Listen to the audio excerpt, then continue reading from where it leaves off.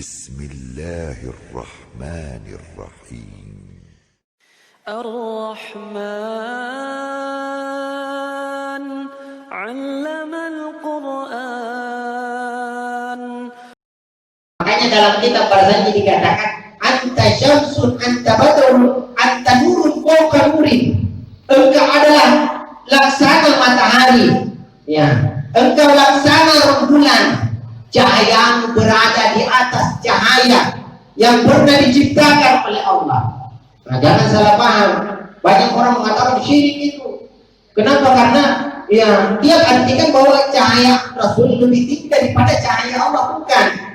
Cahaya Rasul lebih tinggi daripada semua cahaya yang diciptakan oleh Allah Subhanahu wa Ta'ala. Dia juga bisa bermakna cahaya di atas cahaya karena Rasulullah menunggangi cahaya. Makanya dikatakan cahaya di atas cahaya. Dari mana kalimat itu didengar? Bukan dari kita, dari Allah Subhanahu wa Ta'ala dalam hadis qudsi, anta syamsun anta badrun anta nurun fawqa nurin. Kita ikut saja, ya, maka kita harus pahami betul. Ya, kenapa Rasulullah mampu melewati cahaya itu? Karena Rasulullah punya adalah cahaya yang lebih kuat daripada cahaya yang akan dilewati. Nah, pertanyaannya kemudian, apakah Rasulullah cahaya? Ya. Untuk membedakan, mengetahui apakah Rasulullah cahaya, paling tidak ada 3 riwayat yang harus dihadirkan. Yang pertama, Rasulullah ketika Isra Mi'raj itu melakukan perjalanan yang sepakat pakar mengatakan bahwa perjalanan yang ditempuh oleh Rasulullah melewati lebih cepat daripada kecepatan cahaya, ya. Dan Rasulullah sendiri diantar oleh cahaya yang ditunggangi Rasul Burak. Burak itu artinya kilat, kilat itu cahaya. Yang menemani Rasul Jibril dan beberapa malaikat yang lainnya, dan malaikat sendiri adalah cahaya. Kemudian Rasulullah naik di atas Burak tersebut, maka tentulah kecepatannya adalah kecepatan cahaya. Karena kalau bukan maka tidak akan sampai. Ya pasti kecepatannya adalah kecepatan cahaya. Kalau kecepatannya adalah kecepatan cahaya, maka pasti yang di atasnya adalah cahaya.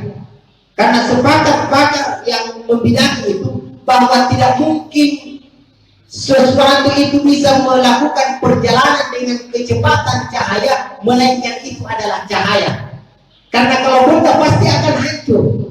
Pernah kita ini naik motor, kecepatan 100, kecepatan 100 itu kan tidak terlalu cepat. Kecepatan cahaya itu 300.000 km per detik. 1 detik 300.000 km. Di sini ke Makassar saja berapa detik? Kita kalau kecepatan 100 saja itu sudah mau hilang juga kalau tidak pakai helm. Ya. Ini Rasul yang kecepatan cahaya. Nah, kalau ada benda yang melakukan perjalanan dengan kecepatan cahaya dan itu benda, maka pasti akan hancur. Dan buktinya Rasulullah tidak hancur. Kenapa? Rasulullah sendiri adalah cahaya. 1. Kemudian yang kedua, Rasulullah itu tidak memiliki bayangan. Cari riwayatnya bahwa Rasulullah punya bayangan. Semua benda punya bayangan. Kipas ada bayangannya. AC ada bayangannya, manusia ada bayangannya. Kalau kita jalan di malam hari lalu tidak ada bayangan, kita sendiri baru lewat orang di bawah lampu ini tidak ada bayangannya, lari. Kenapa? Hantu itu. Karena kalau dia benda pasti ada bayangannya. Tetapi tahukah kita bahwa ternyata Rasulullah itu tidak memiliki bayangan? Sekiranya Rasulullah memiliki bayangan, maka tidak akan ada sahabat yang berani mendekati Rasul. Kenapa? Khawatir akan menginjak bayangan Rasul Sallallahu Alaihi Wasallam. Rasulullah sendiri tidak memiliki bayangan. Kenapa? Cahaya tidak menghasilkan bayangan.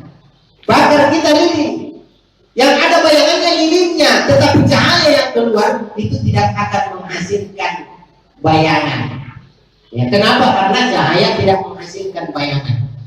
Riwayat yang ketiga, apakah Rasulullah cahaya? Rasulullah setiap sholat tahajud berdoa, Allahumma ja'al fi qalbi nuran, ya Allah jadikan hatiku cahaya. wa fi sam'i nuran, pendengaranku cahaya, wa fi basari nuran, dan penglihatanku cahaya, wa fi amami nuran, depanku cahaya, warai nuran, belakangku cahaya, yamini nuran, kananku cahaya, yasari nuran, dan kiriku cahaya, wa fawqi nuran, dan di atasku cahaya, wa tahti nuran, dan di bawahku cahaya, wa ja'alni nuran, kata Rasul, dan jadikan saya cahaya. Ini doa Rasul sallallahu alaihi wasallam. Itulah makanya Rasulullah itu kalau jalan itu ada awan. Ini kan kita kenal bersama. Cuma kadang kita salah paham di sini. Ada awan yang ikut Rasul kemana-mana. Orang kalau ditanya kenapa awan itu ikut kepada Rasul, untuk melindungi Rasulullah dari cahaya matahari. Pertanyaannya kenapa harus dilindungi? Ya, itu pemahaman yang keliru. Yang benar adalah matahari dilindungi dari cahaya Rasul sallallahu alaihi wasallam. Bukan Rasulullah yang dilindungi dari cahaya matahari, tetapi matahari yang dilindungi dari cahaya Rasul sallallahu alaihi wasallam. Karena kalau tidak ada awan yang mengantarai, maka akan terjadi tabrakan cahaya sehingga bumi akan kehilangan mataharinya.